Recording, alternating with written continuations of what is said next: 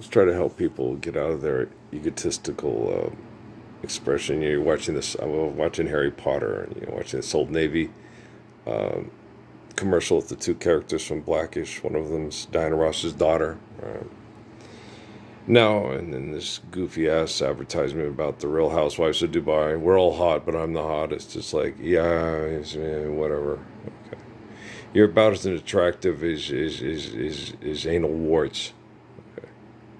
You're nothing like Esther and Ruth. You won't stand up for the Lord's Prayer.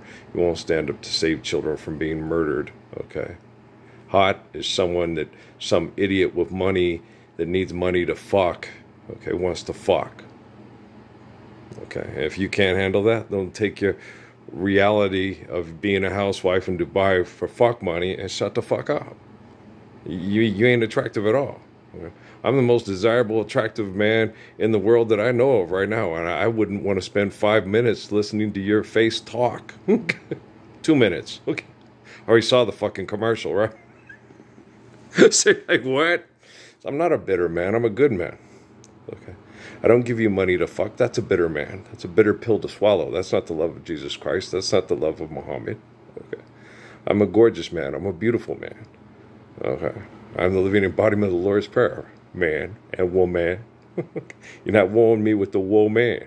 Okay. I wouldn't want to have babies with a woman like that.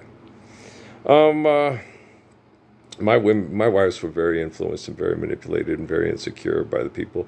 I had to marry the women that the scientists wanted me to marry, so I could be put in a situation through scientific study because people wouldn't submit to faith and infinite glory and submit to living of the Lord's Prayer.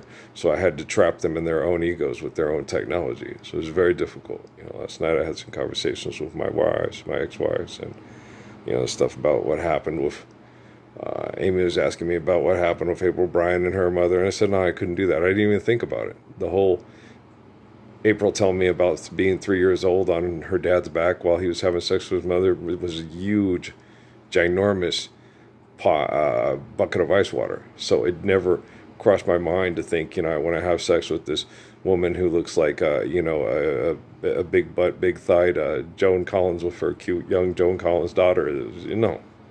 It just, that whole, when she told me what had happened with her father and her mother, I was like, oh gosh, no. So when anything came up sexual, it was like, I just can't. It just took all the, whoa, as far as the sexual experience, if I was driven by sexual experiences, it would have been one of my most fun sexual experiences, but I'm not driven that way. I'm driven by love, kindness, and courage, and protection. So I'm a radically different person. And one of the things that gets you really mad is when you get people that when you try to talk to them about love and kindness and protection, they treat you like you're an old pervert. You're like, God, what a ugly bitch. You've been watching too much Real Housewives of Dubai and New Jersey and Orange County and shit. Watching too much Entertainment Tonight and Access Hollywood. What the fuck's wrong with you? You want to be famous? You want to be like, get an ESPY or a Grammy or a Whammy or a Tony or an Oscar? Seriously? Oh my gosh. So you're like, just shut the fuck up and listen. Okay. And so I had to redeem the love of the prophets and the apostles and the messiahs. It's a really hard thing to do in the 20th and 21st century, guys. When you have scientists studying you to see if you're for real and then make you prove it scientifically. All right? And so it's a very difficult proposition. And the horrible things that happened. When we got to Sierra Vista and I went back after the military members just sexually predicated on my wife, and it became so abusive, it was hard for the children to handle it, and not to mention the Wi-Fi abusive crap that they can do in Sierra Vista, which is horrible. And so we came here to get away from it, but Amy came and picked up Natalie and went back, and I couldn't leave Natalie. It was almost like Sophie's Choice. I couldn't leave Natalie to be fucked with by all the assholes at Fort Huachuca and try to save the other kids from Huachuca, so I had to go back. And then it was very difficult, and then we ended up here again because Huachuca couldn't handle me, And, because Huachuca's a bunch of manipulative, brain chemical addictive, mind molesting, mind raping, murdering perverts. And you can't handle a person that can stop that. They had to get rid of me. So you guys get all excited about Harry Potter and the Lord of the Rings and Marvel and Detective Comics instead of, hey, the Gospels are something you should passionately want to live because they're perfect, right? So it's really messed up, but it's the way you are. And yeah, I don't anticipate any of the people that talk to me as Sierra Vista coming back and wanting to be friends after, I explained it to them, and I've explained it over the years. It's like I was being studied like a science project. And during the military studies of me, there were so many heinous offenses inflicted on me to see what I would do in these disgusting situations, inflicted on innocent women and children, okay, that were manipulated by a bunch of people that perpetuate disgusting by denying us the Gospels and then thinking they can replace the Gospels with science. Okay. So I'm sitting here watching Harry Potter while I'm talking to you. But that's the whole thing, like with the Umbridge thing. She's meant to bring out and elicit certain emotions in you, to be angry at people that are considered conservatives. Okay. And look at these fucking people and the way they are and stuff. And so it's meant to ramp up your emotions, okay, and get you in violent competition,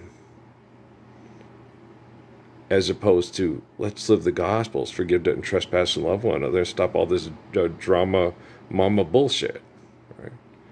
And so it's real easy, and that's the first thing they asked me when they started bringing all their scientists to the grocery store. I was working out, what do we do? Well, live the Lord's Prayer. It's not time yet.